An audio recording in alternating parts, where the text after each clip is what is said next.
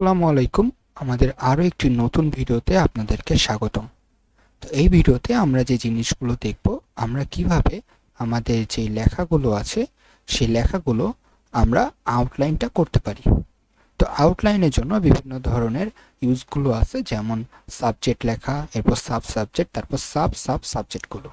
তো আমরা নর্মালি যে 1 2 3 এরকম এরপর বুলেট ফর্ম এই জিনিসগুলো আমরা করতে পারি, কিন্তু সাব সাব সাবজেক্টের কাজগুলো সবাই পারি না। তো আমাদের এই ভিডিওটা দেখলে আর আপনি যদি এটা বাসায় ট্রাই করেন, তাহলে আপনি এই কাজটা অনায়াসেই করতে পারবেন। আর এর ভিতরে কিছু শর্টকাট কিও আছে, সবগুলো আপনাদেরকে বলে দেওয়া হবে। তো চলুন ভিডিওটি শুরু করা যাক। এখানে আমরা দেখতে পাচ্ছি যে আমাদের ওয়ার্ল্ড লেখা আছে। এটা আমাদের কি একটা ক্যাটাগরি বা একটা সাবজেক্ট। তার নিচে দেখেন সাব সাবজেক্ট হিসাবে লেখা আছে এশিয়া। এটা কিন্তু 1 দিয়ে, মানে এটা নাম্বারিং ফরম্যাট। এরপর এখানে এটা ক্যারেক্টার ফরম্যাট আছে, যার মাধ্যমে দেখেন এশিয়া লেখাটা সাব সাবজেক্ট হিসাবে আছে।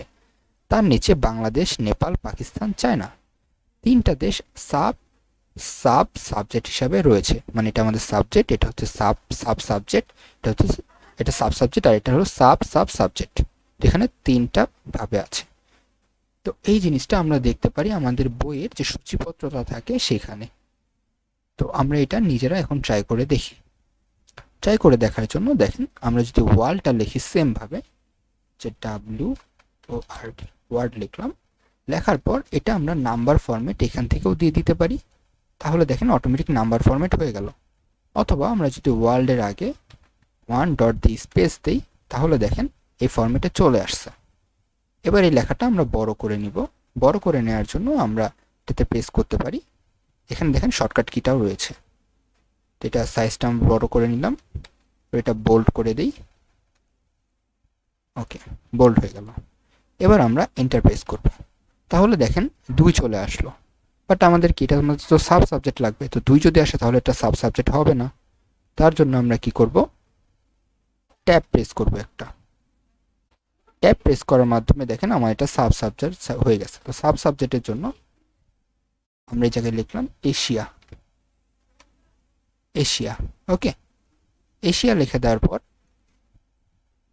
আমরা যদি জায়গায় আবার এন্টার প্রেস করি, তাহলে আমাদের বি চলে আসলো। বাট আমাদের এটার নিচে তো আরেকটা সাবজেক্ট লাগবে, সাব সাবজেক্ট। তো আমরা সিম্পলি ট্যাবে প্রেস করব। ট্যাবে প্রেস করলেই মূলত সাব সাব সাবজেক্ট হয়। যেমন নর্মালি দেখেন এখানে এরকম থাকলো, বা আমি আরো একবার দেখাই, এখানে এমন আছে যেমন ছিল, এন্টার প্রেস করলাম, 2 চলে আসলো। এই জায়গায় যখন আমি ট্যাবে ক্লিক করব, তখন এটার আন্ডারে চলে গেল। এবার যদি আমি এশিয়া লিখলাম, পরে এন্টার প্রেস করলাম, করার পরে এমন আসলো। তারপর যদি সেম ভাবে আমরা আবার ট্যাবে প্রেস করি, এর মানে এটার আন্ডারে আরেকটা সাবজেক্ট ক্রিয়েট হবে। আমি ট্যাবে প্রেস করলাম, দেখেন আরেকটা সাবজেক্ট ক্রিয়েট হয়ে গেল। এবার এই জায়গায় আমরা বাংলাদেশ, নেপাল, পাকিস্তান, চায়না এটা লিখে দিব। লিখে দিলাম, দেখেন লিখে দেওয়ার সাথে সাথে এগুলোর আন্ডারে চলে আসছে।